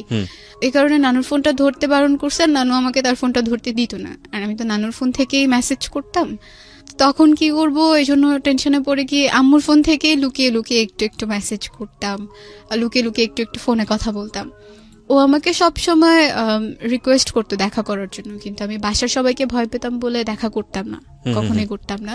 যতটুকু দেখা হতো, আমি যদি স্কুলে যেতাম কখনো সামনে পড়ে গেলে দেখা হতো, এছাড়া দেখা হতো না। একদিন তার একটা ফ্রেন্ডের মাধ্যমে আমাকে একটা গিফট দেয়, তো সেটা আমি যখন বাসায় নিয়ে এসে আলমারিতে রেখে দিছি, আম্মু যখন আলমারিটা খুলছে সেটা সে দেখে ফেলছে। তো তার কথা হচ্ছে আমি তো তোমাকে টাকা দিই নাই, তুমি এটা কোত্থেকে পাইছো? আমাকে বারবার জিজ্ঞেস করতেছিল এটা কে দিল। আমি তখন আম্মুকে বললাম, বলার পরে বলতেছে ওকে ফাইন, গিফট নিয়ে আসছো ভালো কথা, এটা তো এখন রিটার্ন করতে পারবো না, করলেও হয়তো সে এটা নিবে না। এরপর থেকে তুমি কখনো তার কাছ থেকে কোনো গিফট আনবে না, কোনো কিচ্ছু আনবে না, আমি যদি দেখি তুমি আনছো তো তোমাকে মার দিব। তো আমি বললাম আচ্ছা ঠিক আছে, আনবো না। আমার মা আমাকে একটা কথা বলছিল ওই দিন, যে এমন কিছু করো না যাতে সেও খারাপ থাকে তুমিও খারাপ থাকো, বা আমার মতোই তোমার সাথে কিছু একটা ঘটে। তখন থেকে না এই ব্যাপারগুলো আমাকে খুব টাচ করা স্টার্ট করলো। আমার মনে হতে থাকলো হ্যাঁ, আমার যদি বিয়ে হয়, বিয়ের পরে যদি আম্মুর মতো কিছু একটা আমার সাথে ঘটে, আমারও যদি সেপারেশন হয়ে যায় বা ডিভোর্স হয়ে যায়, এই ব্যাপারগুলো খুব বেশি টাচ করতো আমাকে। তবুও রিলেশনশিপটা আমি কন্টিনিউ করছিলাম। পরীক্ষার একদম আগ দিয়ে আমি আমার বয়ফ্রেন্ডের সাথে ব্যাপারগুলো শেয়ার করি, আমার ফ্যামিলিতে যা যা ঘটছে সবকিছু বলি, এক্সেপ্ট আব্বুর সাথে খালামুনির অ্যাফেয়ারটা বাদ দিই। এইটুকু স্কিপ করে পুরো ঘটনাটা বলি যে তাদের মাঝখানে একটা সম্পর্ক ছিল যার কারণে আম্মুর সাথে আব্বুর সেপারেশন হয়ে গেছে। তো তখন সে প্রথমবার এটা জানতে পারে, সে আমাকে তখন খুব সান্ত্বনা দেয়, কয়েকদিন খুব কেয়ার করা স্টার্ট করে, বাট তারপর থেকে সে আমাকে অ্যাভয়েড করা স্টার্ট করে দেয়। আমার সাথে কথা বলতো না, আমি কল দিলে কল কেটে দিত, আমি মেসেজ দিলে রিপ্লাই দিত না। তো আমার পরীক্ষা চলে আসছে বিধায় আমিও এগুলোকে একটু সাইডে রেখে দিলাম, আমি আমার মতো করে পড়াশোনা করতে লাগলাম। পরীক্ষা দেওয়ার পরে 14 ফেব্রুয়ারিতে ভ্যালেন্টাইন্স ডে ছিল, সেদিন সে আমাকে একটা মেসেজ দিল। এই পরীক্ষা চলাকালীন তার সাথে আমার কোনো কথা হয়নি, তো মেসেজ দেওয়ার পরে শুধু সেই দিনটাই কথা হয়েছে রাতে মেসেজে। তো এর মাঝখানে আমার ভাইয়া পড়াশোনা টোটালি ছেড়ে দিছে বলে আম্মু ডিসাইড করে যে ওকে বাংলাদেশের বাইরে পাঠিয়ে দিবে। আমার আঙ্কেল থাকে মালয়েশিয়া, তো তার সাথে কথা বলে ভাইয়াকে মালয়েশিয়া পাঠিয়ে দেওয়া হয়। তখন আমার পরীক্ষা চলছে, আমার একটু মন খারাপও ছিল, ভাইয়া চলে গেছে। তো এটা নিয়ে ওর সাথে আমার মাঝে মাঝে কথা হতো যে ভাইয়া চলে গেছে, এখন তো কারোর সাথে আমি ঝগড়াও করতে পারি না, গল্প করার মতো কেউ নাই, সো খারাপ লাগে, আর আমি একদম একা হয়ে গেছি। পরীক্ষা বলে কোনো ফ্রেন্ডও আমাকে সময় দিতে পারে না, কারোর সাথে কথাও হয় না। হুম। তো সে একটু কোম্পানি দিত আমাকে, যতটুকু পারতো দিত। আচ্ছা। তো আমার যেদিন রেজাল্ট পাবলিশড হয় সেদিন সবার প্রথমে ওই আমাকে আমার রেজাল্টটা জানায়। তো আম্মুর ফোনে কল দিছে, তো আম্মু ভাবছে আমার কোনো ফ্রেন্ড মেবি, আম্মু আমাকে দিয়ে দিছে। তো আমি যখন বললাম আমার রেজাল্ট পাবলিশড হয়েছে আম্মু, সিজিপিএ এত, তো আম্মু বলতেছে কে কল দিছে। তো এখন তো বলতে পারতেছি না সে কল দিছে। তো আম্মু জিজ্ঞেস করতেছে তোমার ফ্রেন্ড কল দিছে, তোমার ফ্রেন্ডের রেজাল্ট দেয়নি? আমি বলছি না, ওর রেজাল্ট এখনো পাইনি। তো রেজাল্ট পাবলিশড হওয়ার পরে ডিসাইড করতেছিল সবাই আমাকে কোথায় রাখবে, কোথায় ভর্তি করবে। আমার ইচ্ছে ছিল ঢাকায় ব্যাক করার, ঢাকাতেই পড়ার, বাট আম্মু চাচ্ছিল না, কারণ থাকা খাওয়ার একটা প্রবলেম হবে, আর সে মেয়েদের কোনো হোস্টেলেও আমাকে রাখবে না। মানে গ্রামের মানুষের একটা ধারণা হচ্ছে হোস্টেলে থাকা মানেই মেয়েরা খারাপ হয়ে যায়। শরীয়তপুরে একটা মহিলা কলেজ আছে, সেখানে আমাকে ভর্তি করা হয় আমার একদম অনিচ্ছার বাইরে, আম্মু সবকিছু করে। তো ওখানে আমি যখন ভর্তি হই, বাসা থেকে কলেজে যেতে প্রায় 1 ঘন্টা লাগতো, বাট অনেকটা জার্নি করতে হতো। সো আম্মু চাচ্ছিল না যে আমি বাসায় থাকি, আর মামারাও অনেক কিছু বলতো, মামুনি অনেক কিছু বলতো, আমার বড় মামি যে, এজন্য কেউ চাচ্ছিল না যে আমি বাসায় থেকে পড়ি। আমাদের কলেজের একটা হোস্টেল আছে, তো আম্মু আমাদের যে হোস্টেল সুপার ছিল তার সাথে কথা বলে আমাকে ওখানে ভর্তি করে দেয়। আমি প্রথম 1 মাস বাসা থেকে কলেজটা কন্টিনিউ করি, এরপরে হোস্টেলে উঠে যাই। আমার যখন রেজাল্ট পাবলিশড হয় আর আমি কলেজে ভর্তি হব, তার 2 দিন আগেই আম্মু আবার জর্ডানে চলে যায়। ওকে। তো চলে যাওয়ার পরে আমি 1 মাস কলেজ থেকে বাসায় যাতায়াত করতাম। পরে যখন আমি চলে গেলাম, তো আম্মু নানুর সাথে কথা বললো, মানে মামারা চাচ্ছিল যে নানু ঢাকায় চলে যাক, নানু ঢাকায় গেলে নানুকে তারা দেখবে, কিন্তু যদি নানু এখানে থাকে নানুকে তারা খাবার টাবার কোনো কিছু দিবে না। সো আম্মু নানুর সাথে একদিন কথা বললো, কথা বলে জিজ্ঞেস করলো আপনি কি চান, আপনি যদি চান ঢাকায় যেতে আপনি যেতে পারেন, কিন্তু যদি এখানে থাকেন আপনার সব দায়িত্ব আমি নিব, ওটা আপনার ভাবা লাগবে না। তো নানু ডিসাইড করলো যে সে গ্রামেই থাকবে, সে ঢাকাতে মামাদের বাসায় যাবে না। আম্মুই তখন থেকে নানুর দেখাশোনাটা করে আসতেছে। আমি কলেজে ভর্তি হয়ে গেলাম। 2016 ডিসেম্বরে স্কাউট ক্যাম্প হয়, আমাদের কলেজ থেকে স্কাউট ক্যাম্পে যাওয়া হয়। তো আমরা মোট 16 জন গেছিলাম। তো ওখানে গিয়ে রোভার মুডে আমাদের কলেজ থেকে যে 8 জন সিলেক্ট করা হয়, সেই 8 জনের মাঝখানে আমিও ছিলাম। তো রোভার মুডে গিয়ে আমাদের পাশের তাঁবুতেই কিছু ছেলেরাও ছিল, মেয়েরাও ছিল। তো আমি একদিন, ওরা আমাদের কাছ থেকে একটা পানির পট নিছে, তো সেটা আনার জন্য যখন ওদের তাঁবুর ভেতরে যাই, একটা ছেলে ওখানে শোয়া ছিল। তো সে কিছু একটা বলছে, আমি ওটা শুনিনি, আমি ওখান থেকে বের হয়ে চলে আসি। আমি একটু ফ্ল্যাশব্যাকে যাব, এর মাঝখানে ওর সাথে টোটালি আমার কথা অফ হয়ে যায়। আমরা কোরবানির ঈদের পরে একবার দেখা করছিলাম, তো যেদিন দেখা করি সেদিন আমরা বাইরে দেখা করি, সেটাই তার সাথে আমার বাইরে প্রথমবার দেখা। তো দেখা করার পরে ভালোই ছিল দিনটা, আমরা ফুচকা খেয়েছি, ঘুরেছি। এরপরে যখন আমি বাসায় আসলাম সেদিনও সে আমার সাথে কথা বলছে। এরপরে সে আমার সাথে একদম টোটালি কথা বলা অফ করে দিছে। আমি তাকে 1000বারও ফোন দিছি, সে কখনো আমার কল আর পিক করে নাই, আমার সাথে টোটালি কোনো যোগাযোগ করে নাই। আমি যখন হোস্টেলে চলে গেছি তখনও সে আমার সাথে আর যোগাযোগ করে নাই। ইভেন সে কেন আমার সাথে কথা বলতেছে না সেটার কোনো রিজনও সে তখন আমাকে দেয়নি। ওকে। তো যখন স্কাউট ক্যাম্পে গেলাম, ওখানে অনেক ছেলে কথা বলতে আসতো, কিন্তু কারোর সাথে আমি কথা বলতাম না। মানে আমার মনে হচ্ছিল ছেলেদের প্রতি আমার কেমন যেন একটা অ্যালার্জি তৈরি হয়ে গেছে, ওদের কাছ থেকে একটু দূরে থাকতাম। ওখান থেকে যেদিন চলে আসলাম সেদিন আমার একটা ফ্রেন্ড ছিল হোস্টেলের, ও আমাকে একটা ছেলের কথা বললো যে তোমাকে পছন্দ করে, তোমার সাথে কথা বলতে চায়। তো আমি বলছি না, আমার নাম্বার টাম্বার দিও না, আমার কথা বলতে ইচ্ছে করে না, আমি কথা বলবো না। তো সেদিন আমরা একসাথেই ঘুমাই। তো একসাথে একদম স্কাউট ক্যাম্প থেকে এসে সেই সকালবেলা ঘুমাইছি, ঘুম ভাঙছে রাতে, মনেই ছিল না কখন সকাল পেরিয়ে দুপুর পেরিয়ে গেছে।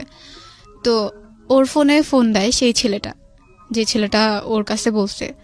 তো ওই ছেলেটা ওকে ফোন দেওয়ার পরে ও বলে, আমাকে খুব রিকোয়েস্ট করে যে তুমি 5 মিনিট কথা বলো, তোমার সাথে কথা বলতে চায়। তো আমি 5 মিনিট তার সাথে কথা বলার পরে সে সবকিছু বলার পরে আমার ফোন নাম্বার চাইলো, আমি তাকে আমার কন্ট্যাক্ট নাম্বার দেইনি। তো আমি এটাকে একটু অ্যাভয়েড করে থাকলাম। আমার ফ্রেন্ডের রুমে আমি কম যেতাম, কারণ আমার মনে হতো আমি যদি ওর রুমে যাই ও হয়তো আমাকে বলবে ওই ছেলেটার সাথে কথা বলতে। তারপরের দিন আবার এরকম কথা বললো। তো কথা বলার পরে আমার মনে হলো যে আচ্ছা একটু কথা বলে দেখি কেমন, এতবার যখন রিকোয়েস্ট করছে কথা বলি। তখন কি তোমার মুশির সঙ্গে সম্পর্কটা আছে? না, নাই। আচ্ছা, ওকে, ঠিক আছে, বলো। তো ওর সাথে কথা বললাম, 2-3 দিন কথা বললাম। এরপরে আমাদের হোস্টেলটা ছুটি দিয়ে দিছে, ফার্স্ট ইয়ার ফাইনাল এক্সাম শেষ, এজন্য ছুটি দিছে। তো আমরা সবাই বাসায় যাব হোস্টেল থেকে। তো যেদিন আমি বাসায় যাব, আমার ফ্রেন্ড যে ওই ছেলেটাকে বলে রাখছে যে তুমি আসবা, ওর সাথে তোমাকে দেখা করাই দিব। এটা আমি জানতাম না, আর ওই ছেলেটাকে সেটাও আমি জানতাম না। আমাদের পাশের তাঁবুতেই নাকি ছিল, আমি তখনও তাকে দেখিনি। পরে আমরা যখন বাসায় যাব তখন আমার ফ্রেন্ড ওকে ফোন দিয়ে আসতে বলে, ওর সাথে ওর 2টা ফ্রেন্ডও আসে। সেদিন আমি ওকে প্রথম দেখি, মানে আমার মনে হয়নি যে স্কাউট ক্যাম্পে যে 5 দিন ছিলাম, এই 5 দিন আমি তাকে একবারও দেখেছি। আমার একবারের জন্য মনে হয়নি, কেমন যেন অপরিচিত অপরিচিত মনে হচ্ছিল। তো আমরা তখন ডিসাইড করলাম বাসায় যাওয়ার আগে আমরা ঘুরতে যাব। তো শরীয়তপুরে একটা পার্ক আছে নড়িয়াতে, সেই পার্কে গেলাম, সবাই ঘুরলাম, অনেক ছবি টবি তুললাম। তো সেখান থেকে বাসায় চলে আসলাম। বাসায় এসে আমার ফোন থেকে কথা বললাম। তো কথা বলার পরে সে তো অনেক আগে প্রপোজ করে ফেলেছিল, বাট আমি তখন তাকে কিছু বলিনি। আমার ইচ্ছে ছিল এমনিতে কয়েকদিন কথা বলবো, এরপরে কথা বলা অফ করে দিব। আমার কোনো রিলেশনশিপে যাওয়ার ইচ্ছে ছিল না। তো হোস্টেল থেকে আবার যখন ব্যাক করলাম, আমি তখন শুধু একটা এয়ারটেল সিম কার্ড ইউজ করতাম, তার ছিল জিপি। তো কল রেট বেশি জিপিতে।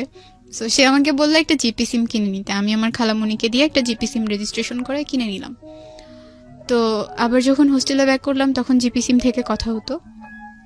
একদিন রাতে আমি তাকে সবকিছু শেয়ার করব ভাবলাম, কারণ আমার মনে হচ্ছিল মুশির সাথে আমার ব্রেকআপটা হয়তো আমার ফ্যামিলি পারসেপশনের কারণেই হয়েছে। তো এই জন্য আমি চাইলাম এবার যদি আমি কোনো রিলেশনশিপে যাই, এইগুলোর জন্য যেন কোনো প্রবলেম আমাকে ফেস করতে না হয়। যদি সে সবকিছু মেনে রিলেশনটা কন্টিনিউ করতে চায় করবে, আর যদি সে না চায় এখন থেকেই বাদ দিয়ে দিব কথা বলা, কথা বলবো না। তো আমার আগে যে রিলেশন ছিল সেটা বলেছি, এখনো যে তার সাথে আমার ফাইনালি ব্রেকআপ হয়নি এটাও বলেছি। আর আমার বাবা মার যে ব্যাপারগুলো ছিল সেগুলোও বলেছি। আমি নানু বাড়িতে থাকি, হোস্টেল থেকে যখন আমি বাসায় যাই আমি নানু বাড়িতেই যাই, এগুলোও তার কাছে বলেছি। সো মানে তুমি তোমার ব্যাকগ্রাউন্ড, বাবা মার বিষয় সমস্ত কিছু তাকে বলে নিয়েছো? সমস্ত কিছু বলেছি। আচ্ছা, এজন্যই বলেছি কারণ পরে এটা কি মুশি জানতো তোমার এই বিষয়গুলো? হ্যাঁ, কারণ সে তো তোমার কাজিনের এক ফ্রেন্ডই হয়, ক্লোজ ফ্রেন্ডই হয়। ওকে, হ্যাঁ। তো ওকে বলার পরে ও বললো ওকে ফাইন, আমার এগুলো নিয়ে কোনো প্রবলেম নাই, আর আমি আমার বাসায় কখনো এগুলো জানতেও দিব না। ওইভাবে সবকিছু প্রেজেন্ট করবো যাতে তারাও এই ব্যাপারগুলো না জানতে পারে। তো আমি মেনে নিলাম ওকে ফাইন। তো কথা বলতাম, আমি যেটা করতাম যে মুশির সাথে যখন রিলেশন ছিল আমি ফোনে কথা বলতাম না। ও চাইতো ফোনে কথা বলতে, আমি কখনো বলতাম না, বা ওর সাথে আমি দেখা করতাম না। আর এবার যেটা করা স্টার্ট করলাম যে আমি ফোনে কথা বলতাম, যতটুকু পারতাম ফোনে কথা বলতাম। আমি যখন বাসায় যেতাম, বাসায় তো একাই যেতাম, যাওয়ার সময় তার সাথে আমি দেখা করে তারপরে বাসায় যেতাম, যাতে ও কখনো এই জিনিসগুলোর জন্য আমাকে না বলতে পারে যে না তুমি তোমার সাথে ফোনে কথা বলো না, দেখা করো না। আমি চাইনি এই জিনিসগুলোর কারণে এই রিলেশনটাও নষ্ট হয়ে যাক। সবকিছু ভালোই চলছিল।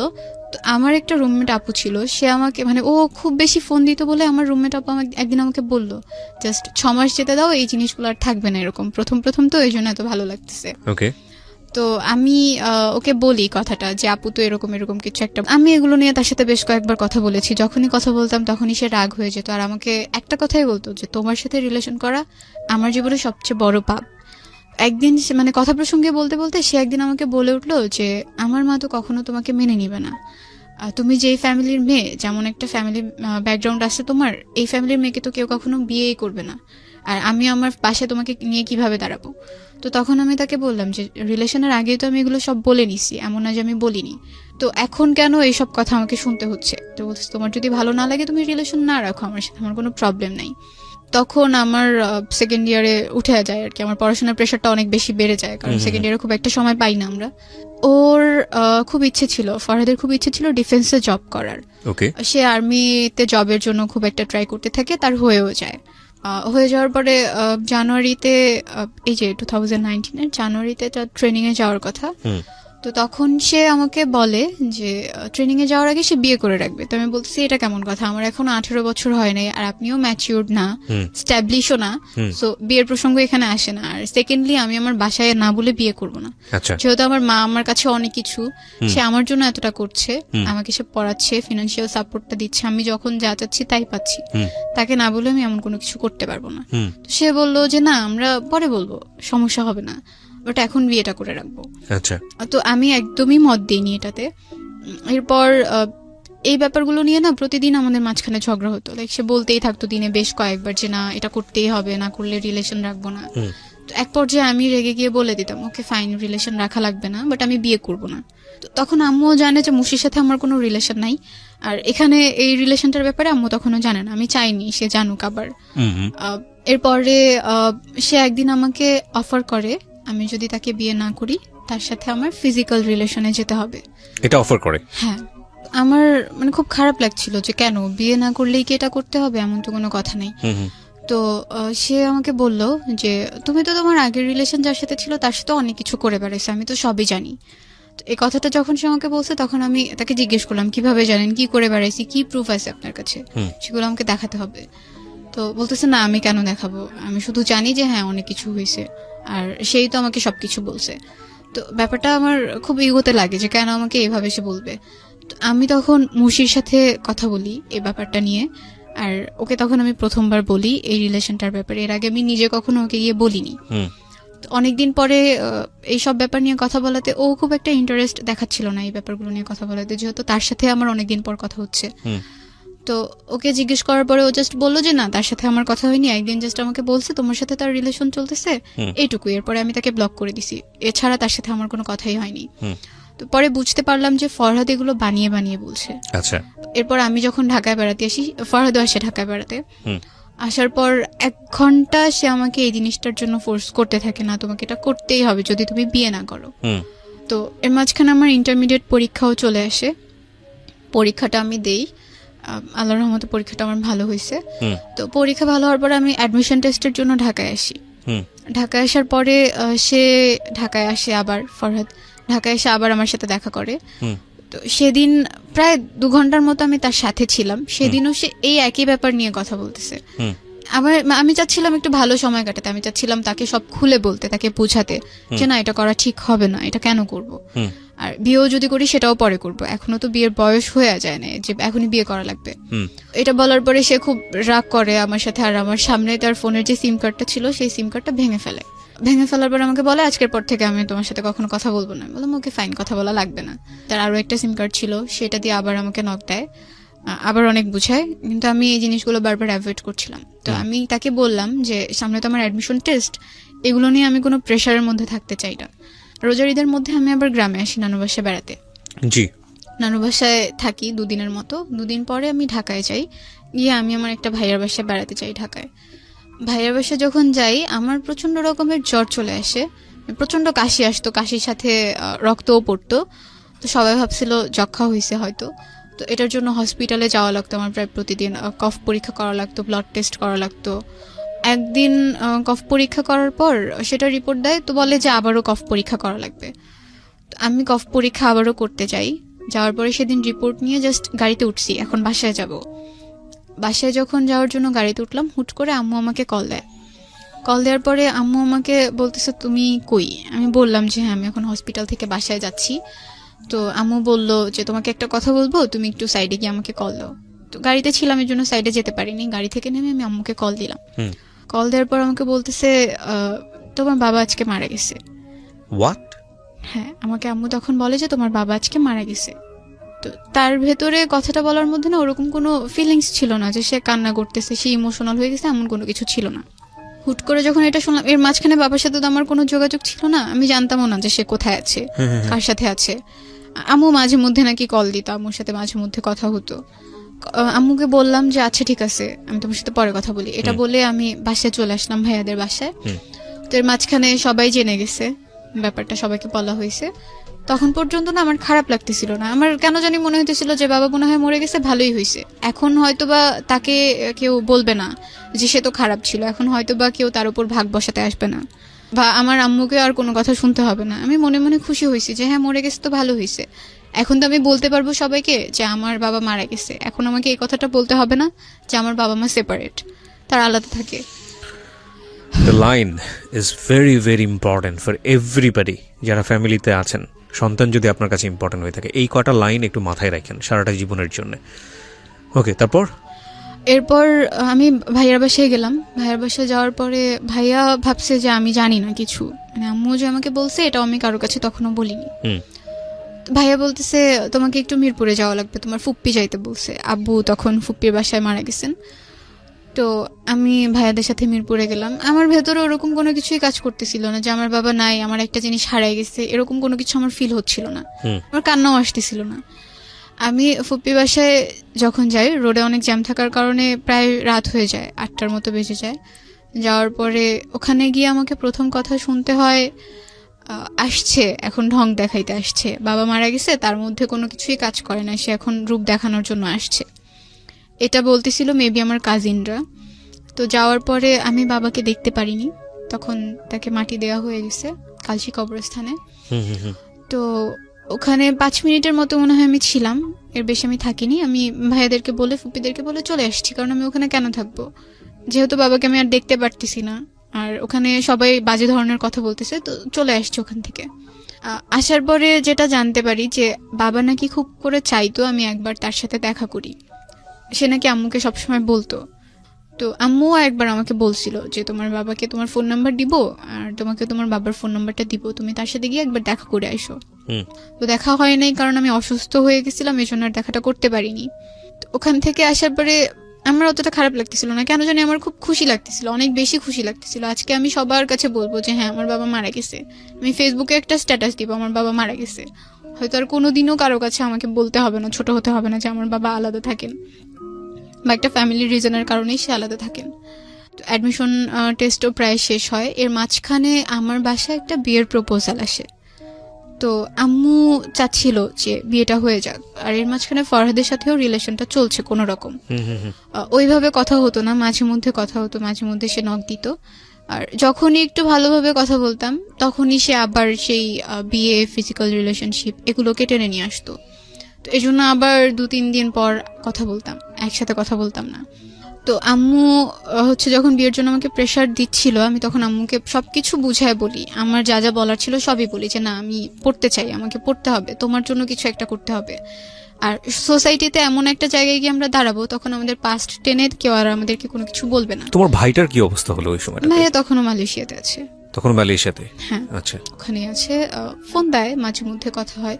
তো এর মাঝখানে ফরহাদ যখন আমাকে প্রচন্ড প্রেশার দিচ্ছিল, আর আমার ফ্যামিলি নিয়ে সে কন্টিনিউয়াসলি আমাকে একটা বলতো, আমি তখন ডিসাইড করি এই রিলেশনশিপটা আমি এনিহাও শেষ করে দিব, কন্টিনিউ করব না। মানে ফ্যামিলি নিয়ে বলতো, মানে তোমার বাবা মার সেপারেশন নিয়ে এসে বলতো? সব সময় বলতো, প্রত্যেকটা কথায় কথায় আমাকে এই ব্যাপারটা নিয়ে কথা বলতো।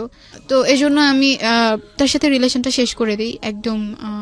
তো এরপরে আমি অ্যাডমিশন টেস্ট দেই, আল্লাহর রহমতে আমার ঢাকাতে একটা কলেজে হয়ে যায়, ওখানে অ্যাকাউন্টিং এ ভর্তি হই। আম্মুর ব্যাপারটা যেটা আমি সবার কাছে এখনো পর্যন্ত বলি, যে আমার মা বাইরে থাকেন না, আম্মু ঢাকাতে থাকেন, এটাই বলি। আমি যখন ঢাকাতে স্টে করি তখন যদি অপরিচিত কেউ আমাকে জিজ্ঞেস করে, আমি বলি আম্মু গ্রামে থাকেন, আম্মু আমার সাথে থাকেন না। এখনো যে আম্মু বাইরে থাকে এই ব্যাপারটা আমি কারোর সাথে শেয়ার করি না, মানে আমার কাছে খারাপ লাগে। আর এখনো মনে হয় যে আমি যদি এই কথাটা বলি, সবাই হয়তো আমাকে 1000টা প্রশ্ন করবে, কেন বাইরে থাকেন, কি সমস্যা। আর এইগুলোর উত্তর দিতে গেলে আমাকে আবার পেছনের কথাগুলো টানতে হবে। আমি এখনো কারোর কাছে বলি না যে আম্মু বাইরে থাকেন। আল্লাহর রহমতে সবকিছু ভালো চলছে। আমি জানি যে তোমার গল্পটা এখানে শেষ হয়ে যাবে, বিকজ তুমি এই জায়গাটাতে আছো। আমরা ইভেন 10-এর গল্পটাকে বড়ও করতে চাই না। যে লজ্জাটা তুমি তোমার মাকে নিয়ে পাচ্ছ, যদি প্রশ্নটা খুব রাফলি করি, কেন পাও? আমি মানুষের কথাকে ভয় পাই। আচ্ছা, মানুষ তোমাকে খাওয়ায় না, তোমার মা তোমাকে খাওয়ায়? আমার মা। তাহলে যেই মানুষরা তোমাকে একবেলা খাওয়ায় না, সেই মানুষের কথা লজ্জা পেয়ে লাভ কি? যেই মা তার সন্তানকে কাছে রাখতে পারেনি, পরের বিদেশে গিয়ে নিজের জীবনটা বাজি রেখে সারা জীবন কষ্ট করে এবং সংসারের ভালোর জন্য গেল, সংসারটাও হারালো, তো সেই মা তোমাকে রুটি রুজি করে খাওয়ায়, তাই না? তোমার ভবিষ্যতের জন্য চিন্তা করে, চাইলে তার একটা বিয়েও করতে পারতো, করেও নাই। মানুষের বাসায় গিয়ে খুব কষ্ট করে কাজ করে বিদেশে, তো সেই মায়ের পরিচয় দিতে তুমি লজ্জা পাও, এটা কি ঠিক হচ্ছে? আমি তোমাকে খুব স্ট্রেটলি কোশ্চেনগুলো করছি, কারণ আমি জানি যে বাংলাদেশে অনেক সন্তানরাই এটা করে, এবং অনেক কৃষকের সন্তান আছে যারা অনেক বড় বড় অফিসার হয়, কিন্তু তারা বলতে লজ্জা পায় যে আমার বাবা কৃষক ছিল। এটা আসলে ওদের দোষ না, এটা আসলে সমাজের দোষ। কিন্তু কথা হচ্ছে যে পাল্টাবে কোত্থেকে? কেউ যদি শুরু না করে, পাল্টাবে কোত্থেকে? তো কাউকে না কাউকে তো শুরু করতে হবে। তোমার বয়স এখন 17, তুমি কাদামাটির মতো আছো। তুমি যদি লজ্জা পাও, এটা তোমার ভুল ধারণা। তোমার ভেতরে কিন্তু বিবেক আছে, কারণ যে ছেলেটা তোমাকে বারবার বিয়ের চাপ দিচ্ছিল, তুমি তাকে বিয়ে করে একটা সুন্দর জীবন বেছে নিতেই পারতা। আমি জানি না জীবনটা সুন্দর হতো কিনা, বাট বলার জন্যই বলছি। জি তো তুমি সেটা করনি, কারণ তোমার বাবা মাকে নিয়ে তারা সে খোটা দেয় বা তোমাদের তো তুমি একটা খুব রাফ একটা ডিসিশনে এসছো, যেটা তোমার জন্য কঠিন ছিল। তার মানে তোমার মধ্যে তো বিবেক বোধ আছে, তুমি একই বিবেকটা এই জায়গাটা একটু একটু কাজে লাগাও। তোমার বাবা যদি কোনো ভুল করে থাকে সেটা তার ভুল, জি কিন্তু তুমি তো তার পরিচয়টা অস্বীকার করতে পারো না, না অফকোর্স পারো না। এক, 2 নাম্বার হচ্ছে যেটা যে তোমার মা যে পরিশ্রমটা করে যাচ্ছে সেটাকে তোমার খুব প্রাউডলি বলা উচিত, আমি যেটা মনে করি। সো আজকের এই অনুষ্ঠান থেকে তোমার জন্য শুধু একটা কথাই বলা, সন্তানদের জায়গাটা থেকে, বাবা মা যে অবস্থায় থাকুক না কেন, জি সে যত বড় ভুলই করুক না কেন, সেই জায়গাটাই তুমি বিচারকের আসনে যেতে পারবে না। সেটা রাইট ধর্ম আমাদেরকে দেয়নি, এবং আমাদের সিস্টেমের জায়গা থেকেও আমরা সেটা করতে পারি না, কোনোভাবেই পারি না। তো আমার মনে হয় তুমি তোমার এই ভুলের জায়গাটা থেকে বের হয়ে আসো। আজকের এই গল্পটা থেকে প্রিয় শ্রোতা, বিশেষ করে ব্রোকেন ফ্যামিলি সন্তান যারা আছেন, তাদের যে কষ্টটা, সেটা আসলে আমরা আমাদের জায়গা থেকে বুঝতে পারবো না, যারা আছে তারাই জানে। আমাদের সমাজটা রাতারাতি পরিবর্তন হবে না, এটা কাউকে না কাউকে পরিবর্তনের জায়গাটা থেকে এগিয়ে আসতে হবে, তাহলেই হয়তো পরিবর্তন হবে। আমরা ছোট ছোট ভূমিকা রাখলেই হয়তো সুন্দর হবে। কিন্তু একটা জিনিস দেখেন, আমি যত কিছুই বলি না কেন, এই অনুষ্ঠানটা কজনই বা শুনছি বা কজনই বা ইন্সপায়ার হবে, কিন্তু আমাদের বাস্তব চিত্রটা তো এটাই যে স্ত্রী বা একজন নারী যখন বিদেশে কাজ করেন, আমরা সেটাকে ভালো চোখে দেখি না, আমাদের সমাজ সেটাকে ভালো চোখে দেখে না। নট অনলি দিস, সেপারেশন যেটা চলে আসলো এদের মধ্যে, এই কাজের শুরুটা থেকেই তো হলো, তাই না? আচ্ছা, অনেকেই সেটাকে দোষ দিয়েছেন। হ্যাঁ, বাবা সেখানে নিজেকে নিয়ন্ত্রণ করেনি, সেজন্য সন্তানদের উপর দুর্ভোগ নেমে এসছে। আমি বলবো যে আমাদের অনুষ্ঠানের যে আরিফা, সে অনেকখানি লাকি।